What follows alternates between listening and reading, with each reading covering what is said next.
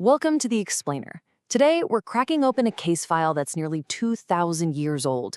It's a story about a scandal that absolutely rocked an early Christian community, and it reveals this timeless and frankly tough struggle between morality and power. At the end of the day, this whole story boils down to one critical question, one that every community, every institution still faces. What do you do when what you believe is right goes head-to-head with the actions of your most important member? So let's set the scene. We're in the year 55 AD in Corinth, a busy, bustling Roman port city. It's a real melting pot.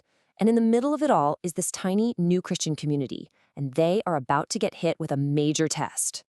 Word gets back to the guy who started this community, the Apostle Paul, and you can feel his shock right through the page.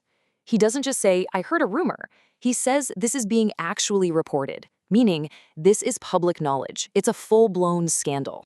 And here is the charge. A man in the church is openly sleeping with his stepmother. Now, the way it's written implies this isn't some secret, one-time mistake. No, this is an ongoing, public affair. He's basically flaunting it.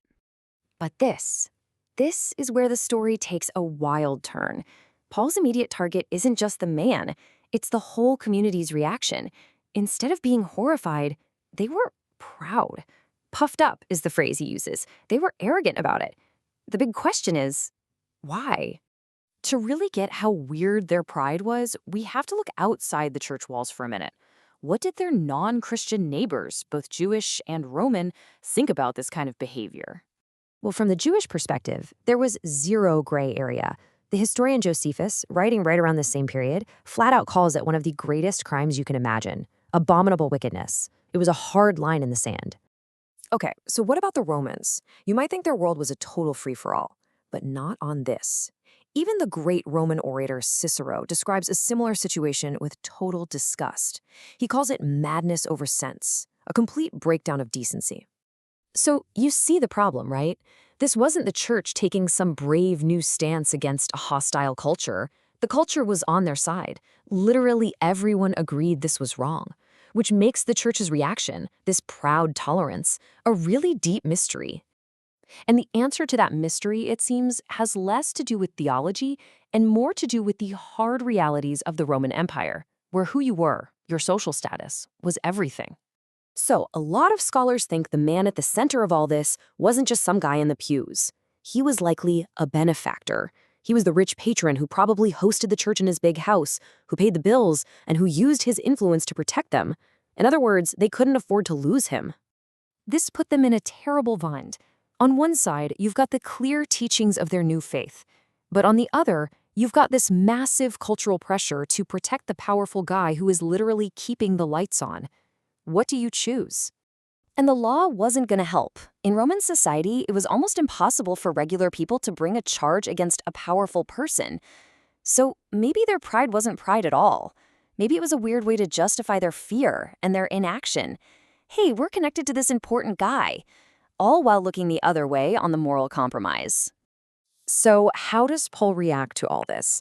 He completely rejects their excuses. He doesn't just go after the individual. No, he holds the entire community accountable for letting it happen.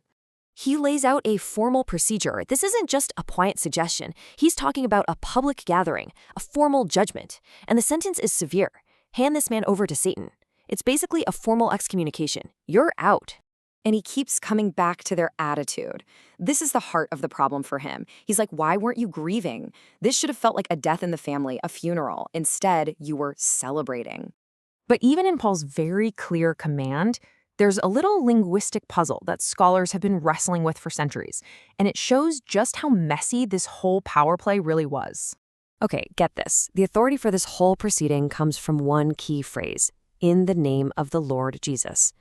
But look at how different Bible translations handle it. Does it refer to Paul's judgment or the church's action? The fact that they can't agree shows you just how much interpretation is going on here. And then there's an even more shocking theory. It's a minority view, but wow. Some scholars think the phrase might actually be what the man himself was saying. Was he so powerful and so arrogant that he was actually claiming his affair was an expression of his freedom in Jesus? If that's true, it makes the church's pride in him even more chilling. So in the end, this ancient scandal is so much more than a history lesson. It's this powerful case study in a dilemma that just keeps repeating itself for any group, religious or not.